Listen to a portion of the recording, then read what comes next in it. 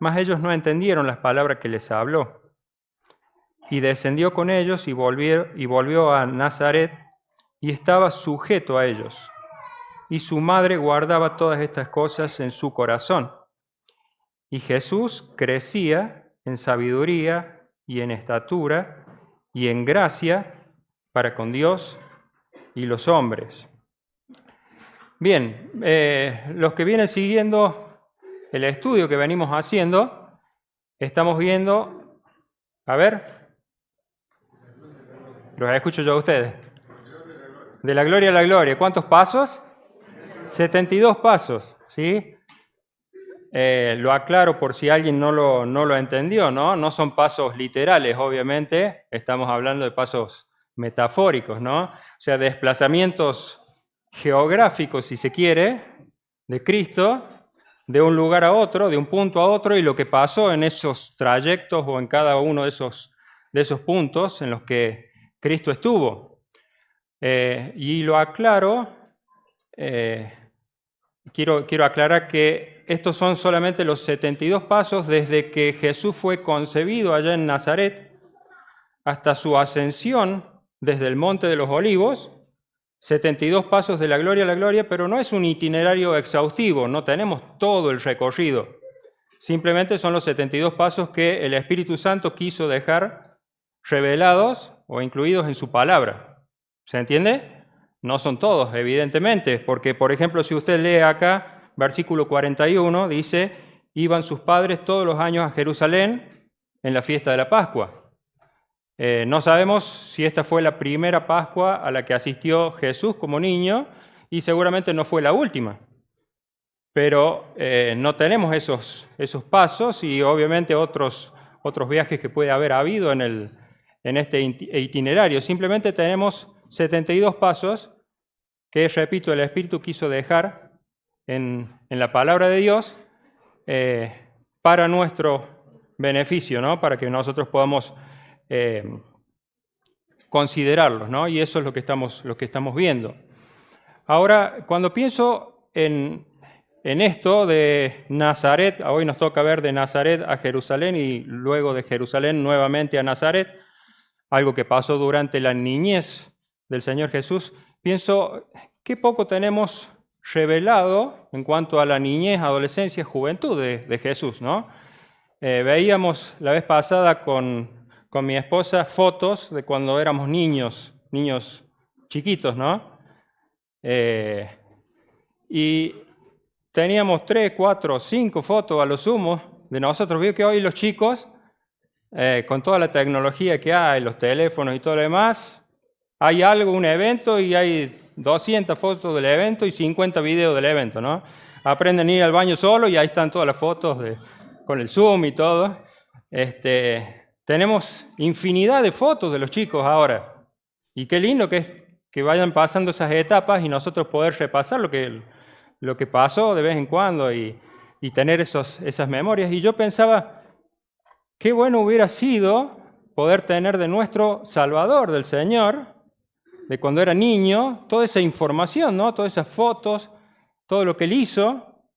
Sin embargo, no estoy renegando, ¿no? Porque, repito, es lo que el Espíritu Santo quiso dejarnos revelados y es suficiente en su soberanía, Él lo quiso así.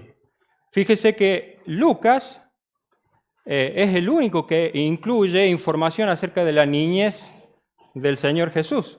¿Por qué esto? Bueno, fíjese que, por ejemplo, Mateo o Leví va a escribir su evangelio de primera mano porque él estuvo con Jesús. ¿Sí? Él estuvo durante el ministerio de Jesús. Lo mismo Juan, aunque no va a escribir un evangelio netamente histórico, pero va a escribir de primera mano.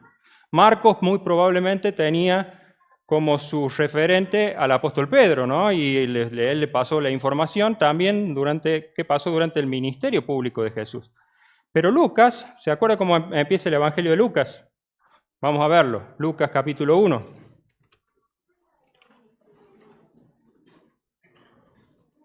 Versículo 3.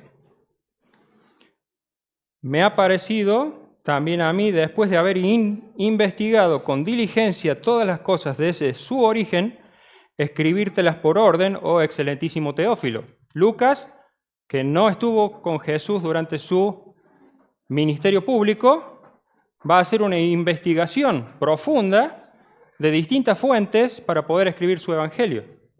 Entonces, él debe haber tenido información acerca de la niñez y adolescencia de Jesús, muy probablemente de la propia María o de alguno de sus hermanos, quizás Judas o Santiago, no lo sabemos, pero era información de sus próximos, de sus cercanos. Fíjese que Lucas, por ejemplo, va a decir un par de veces, y María guardaba estas cosas en su corazón. ¿Quién le dijo eso a Lucas? Bueno, sí, probablemente el Espíritu se lo reveló, pero muy probablemente también algún cercano del Señor Jesús, o la propia María le haya dicho, yo guardaba estas cosas en mi corazón. Entonces Lucas, después de haber investigado, va a ser el único que nos va a dar esta, pongámoslo entre comillas, anécdota acerca de la infancia del Señor Jesús. Como dice un comentarista, tenemos solamente aquí una flor del jardín secreto de la infancia, adolescencia y juventud de Jesús. Y nos gustaría tener más, no sé usted, pero a mí me encantaría poder tener más. Sin embargo, cuando nos ponemos a profundizar, realmente tenemos mucho que extraer de acá y mucho que guardar en nuestro corazón. Vuelvo a esto. Un par de veces dice, María guardaba estas cosas en su corazón. Y lo dice durante la niñez del Señor Jesús. Entonces hay cosas de la niñez del Señor Jesús que nosotros haríamos bien en guardar y en meditar en nuestro corazón, y es lo que quisiera que hagamos en esta mañana. En una de las fotos que veíamos con mi señora estaba quien les habla ahí en pañales, y atrás había una persona que no sabíamos quién era.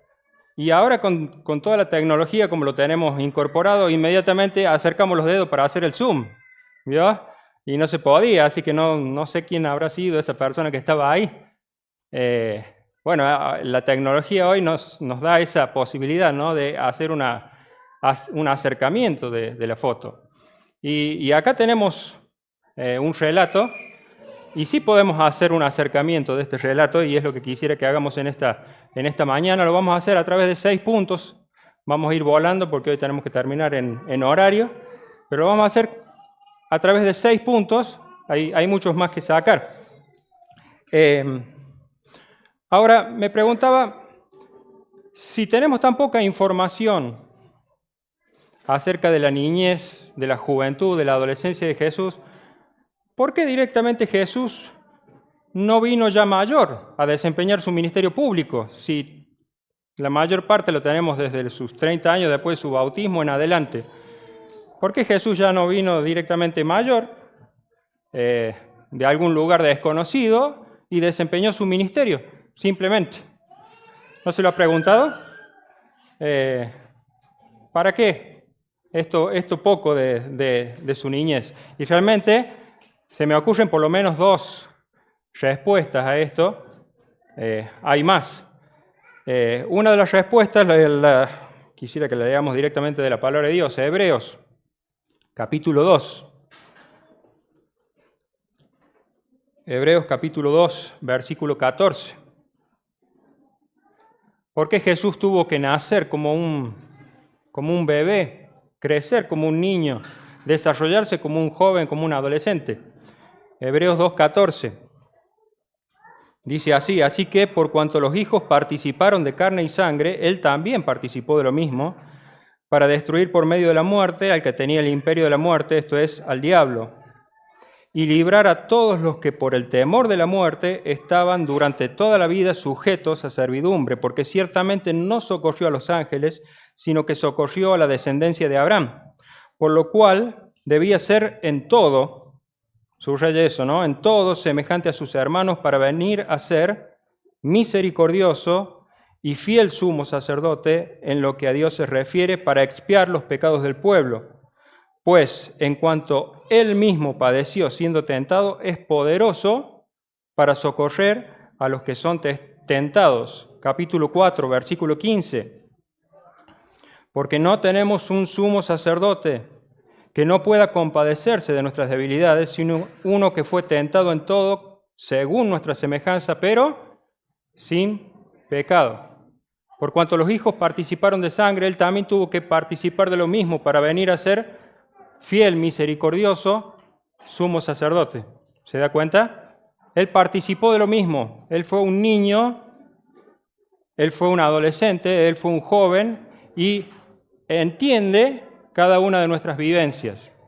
¿Sí? Joven, niño, adolescente, cuando penses que nadie te entiende, muchos hemos pasado por ese camino, ¿no? Y entendemos muchas cosas, ¿no? Pero el propio Salvador, el Señor Jesucristo, también pasó por lo mismo. También pasó por lo mismo. Y Él fue tentado en todo, pero sin pecado.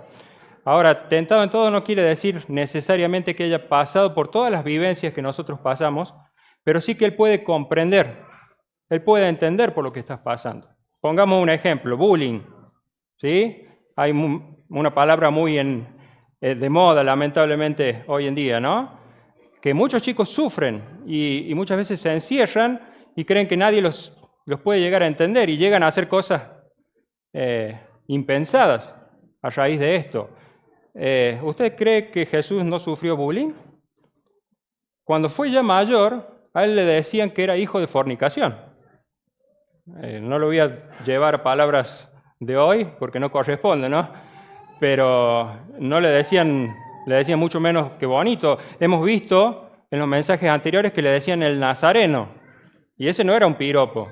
Como dijo uno de sus discípulos, de Nazaret puede salir algo bueno, o sea, bueno para nada. Y él era el hijo del carpintero. Tampoco le estaban tirando flores cuando le decían el hijo del carpintero, porque el carpintero era un oficio muy... no el mejor oficio de ese momento, era simplemente de una familia humilde. Todas esas cosas le dijeron, y no solamente durante su ministerio público, sino cuando él era un niño, un adolescente, un joven, seguramente creció escuchándolas.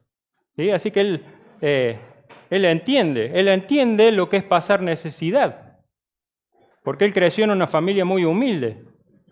¿Sí? No voy a entrar en detalle, ¿no? Pero cuando fueron a ofrecer sus padres el sacrificio por el primogénito que se exigía en la ley, no llevaron un cordero, no llevaron un sacrificio mayor, llevaron 2 tórtolas, ¿no? O 2 palominos, que era el sacrificio que podían ofrecer las familias más pobres.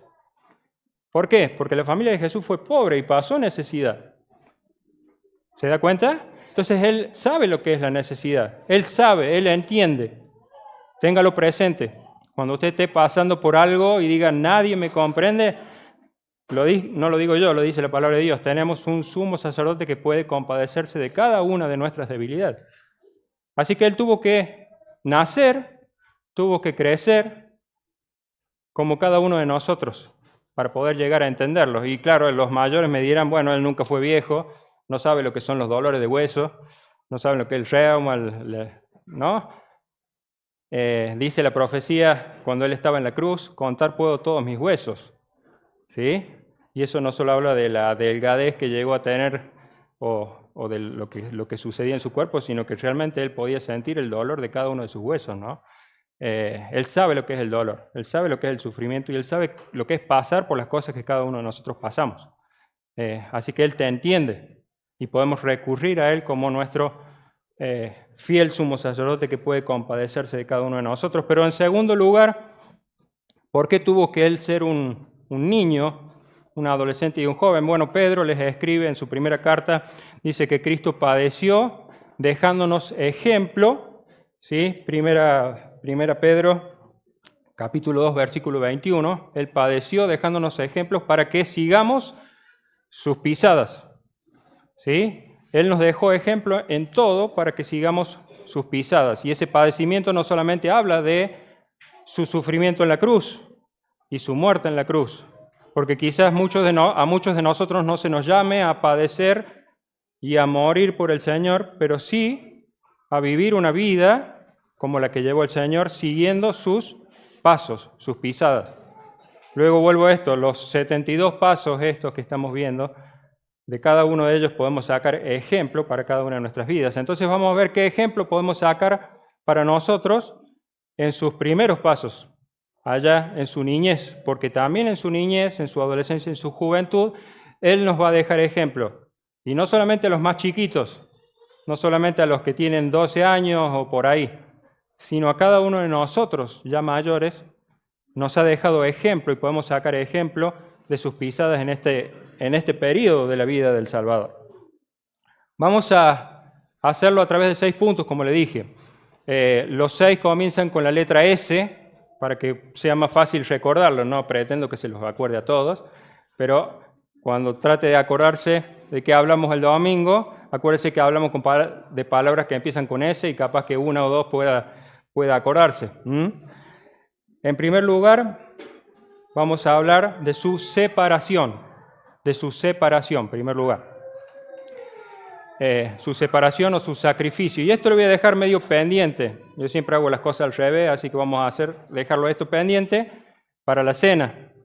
Pero ¿qué quiero decir con separación? Se lo adelanto muy poquito.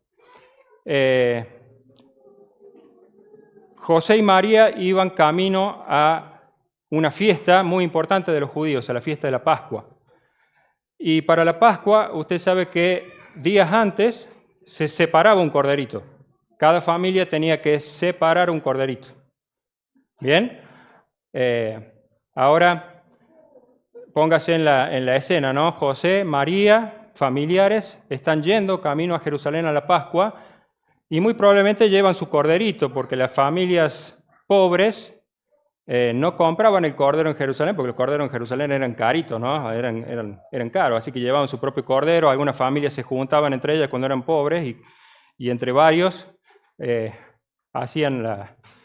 juntaban ahí como para comprar el cordero. Así que ellos, quizás, digo yo, llevaban su corderito, pero más allá del corderito que llevaban, iba con ellos el Cordero de Dios que quita el pecado del mundo, dijo Juan el Bautista. Pablo les escribe a los Corintios: Cristo, nuestra Pascua, ya fue sacrificada por nosotros, 1 Corintios capítulo 5. Así que ellos iban a Jerusalén llevando este cordero que ya estaba separado desde antes de la fundación del mundo para ser sacrificado. ¿Se da cuenta? Esto me habla de su separación. Ahora, cuando pensamos en el sacrificio de Cristo, por eso puse separación, sacrificio, cuando pensamos en el sacrificio de Cristo, muchas veces pensamos solamente en su muerte en la cruz, en su sufrimiento, en su pasión y muerte. Pero el sacrificio de Cristo abarca absolutamente toda su vida. Pablo les escribe, por ejemplo, a los Efesios 5:2, les dice: andad en amor, como también Cristo nos amó y se entregó a sí mismo por nosotros, ofrenda y sacrificio a Dios en olor fragante. Anden en amor. Esto habla de toda la vida, de un andar, de cada paso, de que cada paso sea dado en amor para que nuestra vida pueda ser una ofrenda en olor fragante. Usted fíjese que cuando se habla de las ofrendas en el Antiguo Testamento, la ofrenda por el pecado, la ofrenda de expiación, no se dice que eran ofrendas de olor fragante a Dios. Aquí está hablando de un holocausto. Y dice que la vida de Cristo, como Cristo anduvo, fue un holocausto, fue una ofrenda fragante a Dios. ¿Sí? Entonces su sacrificio de olor fragante fue durante toda su vida. Toda su vida fue una preparación que fue coronada con ese sacrificio hecho en la cruz. Pero toda su vida, Hebreos también dice, ¿no? Ofrendas, sacrificios por el pecado no te agradaron, pero me preparaste cuerpo, entonces dije, vengo a hacer tu voluntad. Y Cristo hizo la voluntad del Padre no solamente al morir en la cruz, sino que lo hizo durante toda su vida. Toda su vida fue una entrega, un sacrificio a Dios en olor fragante. Luego vuelvo a lo mismo, debiéramos tomar ejemplo cada uno de nosotros, ¿verdad? Porque de eso se trata. Y Pablo les escribe a los Romanos, por ejemplo, capítulo 12, versículo 2, ¿no? Les ruego por las misericordias de Dios que presenten sus cuerpos en sacrificio vivo, santo, agradable a Dios, que es vuestro culto racional. O sea, si Cristo se entregó, fue una entrega de amor en olor fragante al Padre durante toda su vida, nosotros tendríamos que hacer lo mismo, ¿no? Pablo les escribe a los filipenses también, aunque yo sea derramado en libación, Filipenses 2:17, aunque yo sea derramado en libación sobre el sacrificio y servicio de vuestra fe, me gozo y regocijo con todos vosotros. O sea, mi vida puede ser una vida derramada en sacrificio, en olor fragante a Dios, y debiera ser así, siguiendo el ejemplo de nuestro Señor. Segundo punto, entonces primero hablamos de su separación. Segundo punto, versículo 52. Dice, y Jesús crecía en sabiduría y en estatura y en gracia para con Dios y con los hombres. En segundo lugar, vamos a hablar de su superación. Su superación. Fíjese que dice que Jesús crecía. Él tuvo que nacer como un bebé, como todos nosotros nacimos, para experimentar crecimiento. Él tuvo que crecer. Ahora, ¿en qué tuvo que crecer? Dice, Jesús crecía en... A ver, los que se están durmiendo ahí, cachetéelo al que está al lado. Hoy empezamos una hora más temprano, así que... ¿En qué crecía? En sabiduría. Bueno, la palabrita sabiduría ahí es la palabrita Sofía. La conocemos la mayoría, ¿no? Sofía, que quiere decir justamente sabiduría o conocimiento aplicado. Es una de las virtudes máximas que consideraban los filósofos griegos, ¿no? La sabiduría no es simplemente conocimiento intelectual, no es información. Es conocimiento aplicado, llevado a la práctica. ¿Se da cuenta? Entonces, no está diciendo simplemente que Jesús se llenaba de conocimiento, como hacemos muchas veces, ¿no? Jesús llevó ese conocimiento a la práctica y tuvo que experimentar circunstancias que lo llevaron a ser puesto a prueba y a poner en práctica ese conocimiento para que pueda ser sabiduría. Tuvo que experimentar una palabrita que a muchos no nos gusta, ¿no? Pero es un proceso, ¿no? Un proceso de maduración. No nos gusta pasar por procesos para madurar, a muchos, ¿no? Pero Jesús tuvo que experimentarlo. Dice que Jesús crecía en sabiduría. Él tuvo que pasar por cosas que lo llevaron a poner en práctica su conocimiento. Ahora, hago un paréntesis acá. Muchas veces creemos que porque Jesús era hijo de Dios y es el hijo de Dios, entonces Él nació sabiendo todo. Él ya lo sabía todo, ¿no? Entonces no, eso no es lo que está diciendo el texto. El texto dice que Jesús crecía en sabiduría y eso incluye conocimiento, incluye práctica e incluye maduración. Jesús tuvo que crecer.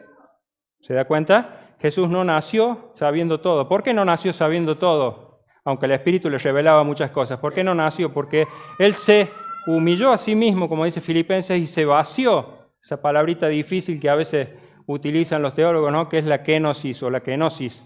¿Sí? Dice Filipenses que Él no estimó el ser igual a Dios como cosa que aferrarse, sino que se despojó, se vació de sí mismo.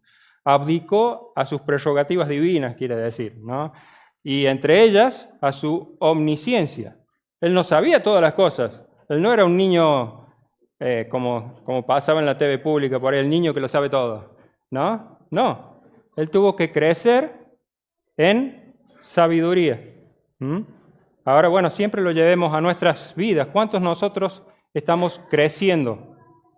Creciendo en sabiduría. No solamente conocimiento, ¿no? No solamente llenarnos de cabeza y ser unos bichos cabezones, ¿no? Y con poca práctica, porque a veces tendemos a asociar madurez con conocimiento, con teoría, y no es así, ¿no? Jesús conocía, aprendía, pero llevaba a la práctica ese conocimiento. Luego, ¿en qué más crecía? Dice, Jesús crecía en sabiduría y en estatura y en gracia. Voy a saltear estatura, lo voy a dejar para después, pero dice, y en gracia para con Dios y con los hombres. En gracia para con Dios y con los hombres. Ahora, cuando usted lee eso, se hará la pregunta, yo me la hice por lo menos, ¿cómo crezco en gracia? ¿Cómo crezco en gracia? ¿Es posible crecer en gracia si la gracia es gracia? O sea, ¿qué está queriendo decir? ¿Jesús hacía más obras para obtener más gracia de parte de Dios? ¿Eso estará queriendo decir? Bueno, no, eso es imposible, sino que Jesús, bajo la gracia de Dios, ¿se acuerda cuando Jesús fue bautizado? Se oyó una voz de los cielos que decía, este es mi Hijo amado en quien tengo toda complacencia, ¿no? Los voy a marear un poco, pero voy a hacer otro paréntesis acá, ¿no? ¿Cómo es que Dios tenía complacencia en su Hijo amado si su Hijo amado recién se estaba bautizando y todavía no había iniciado su ministerio público? Se lo preguntan muchos autores, ¿no? ¿Qué había hecho Jesús para que Dios diga, este es mi Hijo amado en quien tengo complacencia? No había hecho nada. ¿Cómo que no había hecho nada? Había caminado 33 años, ¿sí?, bajo el favor y en la gracia de Dios. ¿Se da cuenta? Pero él tenía toda la gracia de parte de Dios, no porque haya sido un pecador y la necesite como cada uno de nosotros, sino que había toda complacencia del Padre en Jesús. Y en esa complacencia Jesús creció en obras, se esforzó, como le dice Pablo a Timoteo, ¿se acuerdan? Pablo le dice a Timoteo, 2 Timoteo 2:1, hijo Timoteo, esfuérzate en la gracia. ¿Qué quiere decir? ¿Esfuérzate para conseguir más gracia? No, la gracia es gracia.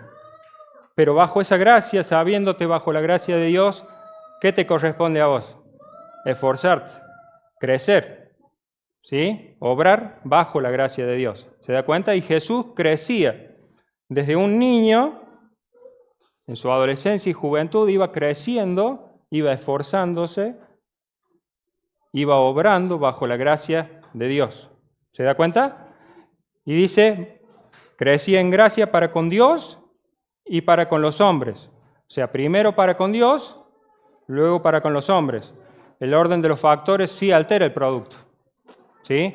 Primero para con Dios, después para con los hombres. Como les escribe Pablo a los Gálatas, si yo sirviera a los hombres, no sería siervo de Cristo. O sea, primero mi servicio, mi temor es hacia Dios. Luego, sí, hacia los hombres. Entonces, Jesús crecía en gracia para con Dios y en consecuencia crecía en gracia para con los hombres. Pero si no había lo primero, si no había intimidad, si no había integridad, si no había relación genuina con su Padre, lo otro no sirve. Es solamente apariencia. ¿Se da cuenta? Entonces, primero crecimiento en gracia para con Dios, luego para con los hombres. Pero luego dice, Jesús crecía en sabiduría y también crecía ¿en qué? En estatura. Ahora podemos decir chocolate por la noticia, crecía en estatura. Era un niño, todos los niños crecen, salvo que lamentablemente tenga alguna condición que lo lleve a no crecer, ¿no? Pero es natural que cada uno de nosotros crezcamos hasta cierta edad, ¿sí o no? Y entonces, ¿por qué lo incluye Lucas acá? Que él crecía en estatura, ¿sí? Esta palabrita estatura quiere decir tamaño o madurez. ¿Por qué lo dice así? Sí, es lo normal de un niño, ¿sí? Pero todos los niños crecen. Y está tomando el ejemplo de Jesús. Está diciendo, Jesús crecía en sabiduría, crecía en estatura y crecía en gracia. ¿Qué quiere decir? Jesús no descuidaba su crecimiento físico.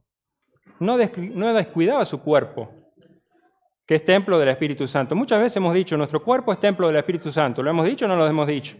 Pero muchas veces santificamos el descuido de nuestro templo, del templo del Espíritu Santo, ¿o no? Jesús también era responsable de su crecimiento físico. Déjeme llevárselo, que lo vea de una forma más gráfica. El versículo 40 dice palabras muy similares a las que hemos leído. Dice, el niño crecía y se fortalecía y se llenaba de sabiduría y la gracia de Dios era sobre él. Usted sabe que en el original ese texto es muy interesante, porque cuando habla del niño, habla la palabrita espaidón, que es un niño pequeñito, es un niño pequeño. Y dice, el paidón, el niño pequeño, crecía y ese se fortalecía está en pasivo. En realidad tendría que traducirse como era fortalecido. El niño pequeño era fortalecido y era llenado de sabiduría, también está en pasivo. ¿Sí? Y la gracia de Dios era sobre él. ¿Se da cuenta? Todo pasivo. O sea, cuando un niño es pequeño es dependiente de los demás. O sea, su comida dependía de su mamá, de su papá, y ellos se lo daban, y la gracia de Dios era sobre él. Y ellos lo instruían como un niño pequeño. Pero cuando ya fue mayor, tenemos un niño de 12 años, dice que Jesús crecía en sabiduría.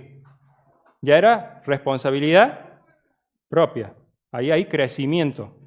¿Se da cuenta? Y esto también toca lo físico. Cuando usted tiene un bebé no es responsable de sí mismo físicamente, ¿no? Depende en todo de sus padres.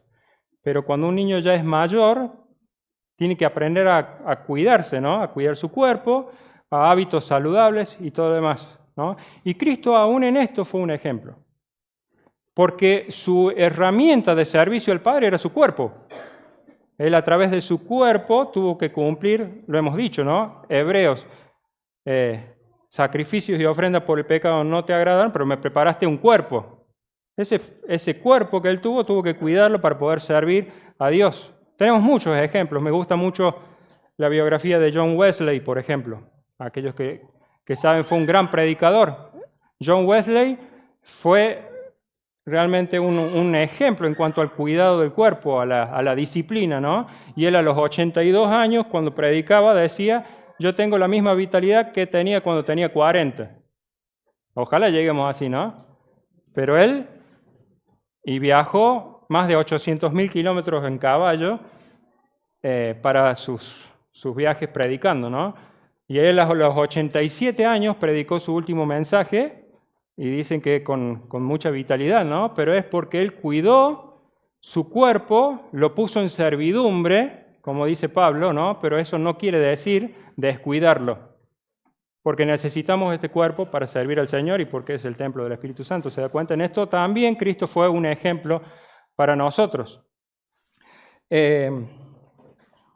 Seguimos. Tercer punto, su singularidad. Su singularidad. Cuando dice que Jesús crecía en sabiduría, como hemos dicho, esa palabrita crecía significa también avanzaba, aventajaba o sobresalía. Jesús sobresalía de los demás. O sea, no era un niño común y corriente, él sobresalía. Y vemos ahí en el versículo 43 y 44. Al regresar ellos, acabada la fiesta, se quedó el niño Jesús en Jerusalén sin que lo supiesen José y su madre. Y pensando que estaba entre la compañía, anduvieron camino de un día y le buscaban entre los parientes y conocidos. Ahora, ¿por qué leo esto? Se puede sobresalir de muchas formas, ¿no? Podríamos haber puesto ahí como título, en vez de singularidad, sobresalimiento, aunque no es una forma sustantivada que se utilice mucho, pero lo que quiero decir es que él sobresalía, ¿no? Ahora se puede sobresalir de muchas formas. Se puede sobresalir en lo malo también. Se puede ser un terrible delincuente o hacer berrinche, como hacen los chicos, para llamar la atención y sobresalir de esa forma. Bueno, Jesús no era un niño que sobresalía de esa manera. Me llama la atención que sus padres caminaron un día y no se dieron cuenta que Jesús no iba. O sea, no era un niño que daba problemas, no era un niño problemático. Y cuando lo encuentran en el templo, se sorprende su madre, se sorprenden sus padres y le dicen, ¿por qué nos has hecho así? ¿Se da cuenta? No era un niño que causaba problemas y que sobresalía en el mal sentido. Pero sí, versículo 47, dice, todos los que le oían se maravillaban de su inteligencia y de sus respuestas. Se maravillaban. Se maravillaban de su inteligencia y de sus respuestas. ¿Qué quiere decir esto? Que este niño fue un niño singular. No pasaba desapercibido por donde pasaba. Y este es un ejemplo de eso. como solemos decir ese dicho que citamos mucho, si paso sin dejar huellas, ¿para qué paso, no? Pero bueno, sí, podemos dejar huellas en el mal sentido, dejar huellas, incluso herir corazones y dejar huellas, pero este no es el caso de Jesús. Él pasó dejando huellas, no pasó desapercibido. Y conozco una persona que siempre me dice, yo quisiera esto, ¿no? De que a donde yo vaya, se vea que soy una persona diferente. Y todos tengan que decir, ¿y qué tiene esta persona de distinto?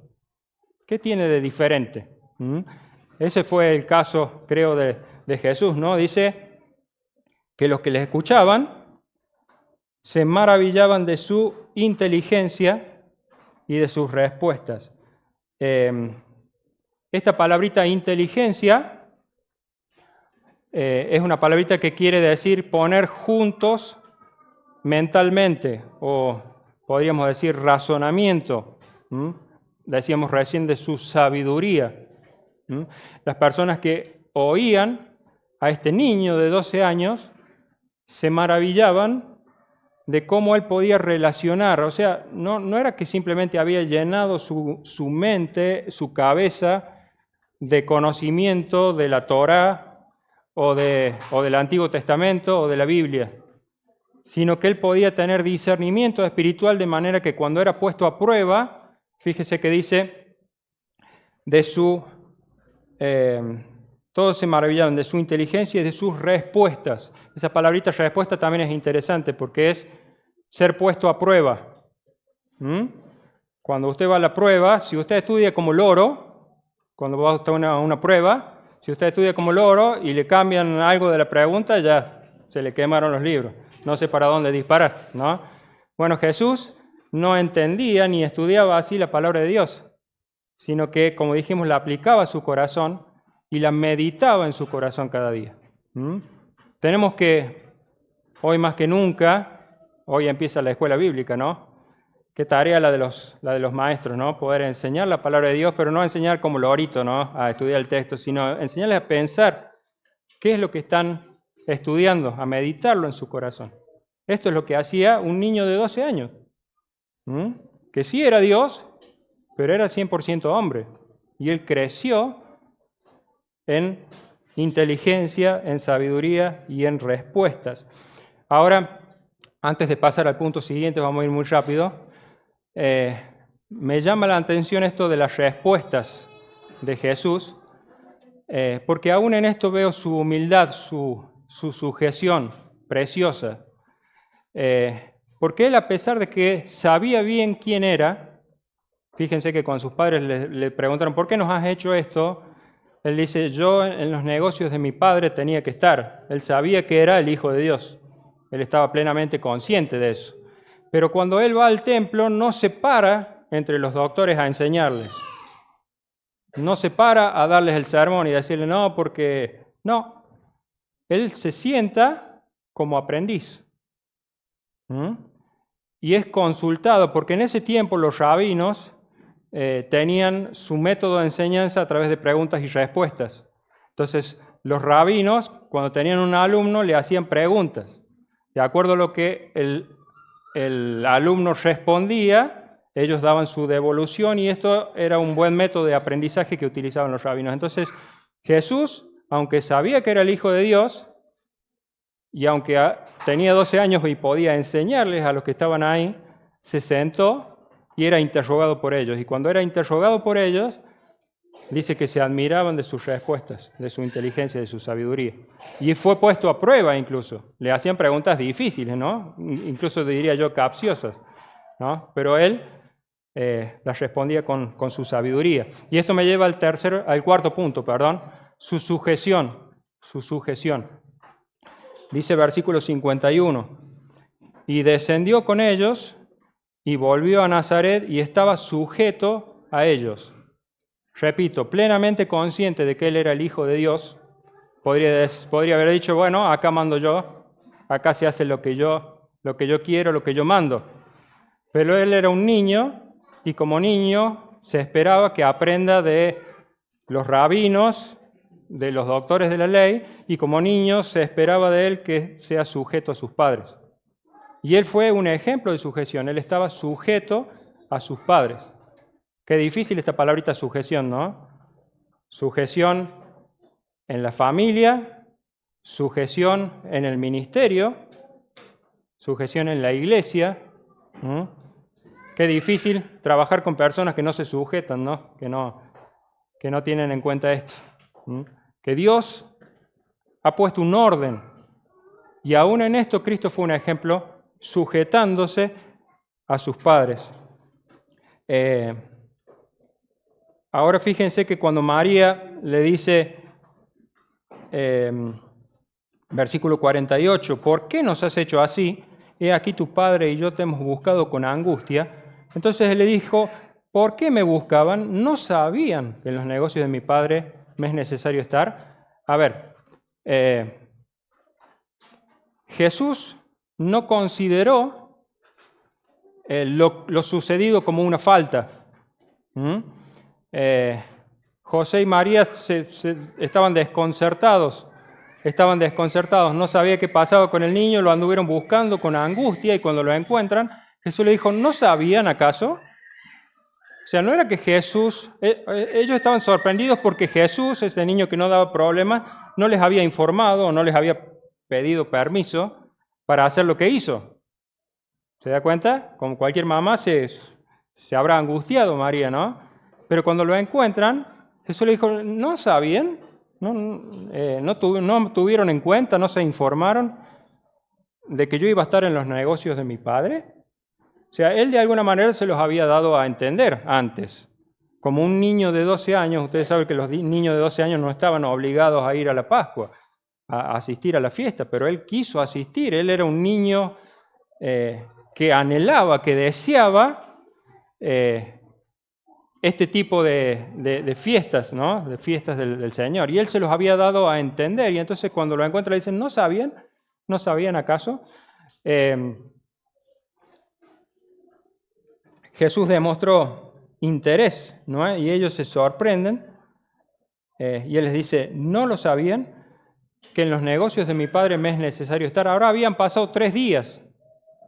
3 días habían pasado y Jesús estaba en el templo. Niño de 12 años, ¿no? Mientras todos volvían a sus casas habiendo cumplido con la fiesta, habiendo cumplido, ya está, listo, me voy a mi casa, que tengo que cocinar, se me pasa el horario de la comida, qué sé yo, rápido a la casa, ya cumplí. Un niño dio ese ejemplo, ¿no? Él se quedó, y se quedó 3 días, y a lo mejor se hubiera quedado más si no lo encontraban, ¿no? Pero es como que se le pasó el tiempo, ¿no? Ahí en el templo,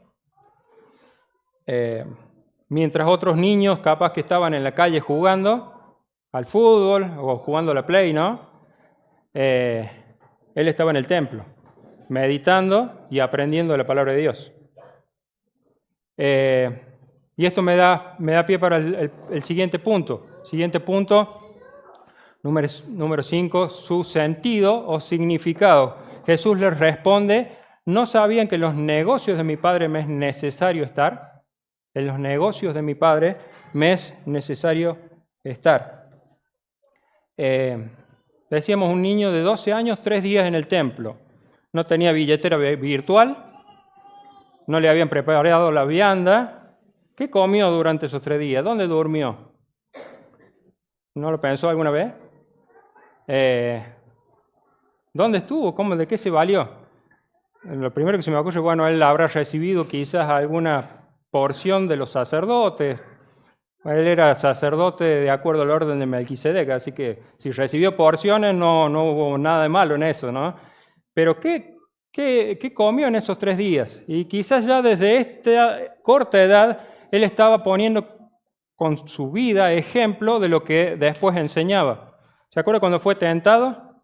El Señor dice, no solo de pan vivirá el hombre, sino de toda palabra que sale de la boca de Dios. Pasó 3 días, no sé si sin comer o habiendo comido, ¿no? Pero a él no le interesaba la comida. A los discípulos le dijo, mi comida es que haga la voluntad del que me envió y que acabe su obra. Y él ya siendo un niño de 12 años ya lo daba como ejemplo, ¿no? Mi comida es que haga la voluntad del Padre y que acabe su obra. En los negocios del Padre me es necesario estar. ¿Cuál es mi propósito, mi sentido, mi significado de vida? ¿En qué estoy ocupado? ¿Estoy ocupado en los negocios de mi Padre o estoy ocupado en mis propios negocios? Cada uno de nosotros tendríamos que preguntar. Cuando pienso en una carrera, cuando pienso en un trabajo, cuando pienso en mi vida en general, ¿en qué estoy invirtiendo mi vida, mi tiempo, mis fuerzas, mi energía? ¿En qué estoy invirtiendo? ¿En los negocios de mi Padre? Me es necesario estar. ¿Cuál es mi propósito de vida? Les comento esto rápidamente, ¿no? Hablaba la vez pasada con un joven y le decía, cuando yo tenía 16 años, no lo digo para ponerme como ejemplo, ¿no? Pero cuando yo tenía 16 años, el Señor me regaló el poder aprender algunas cartas del Nuevo Testamento de memoria.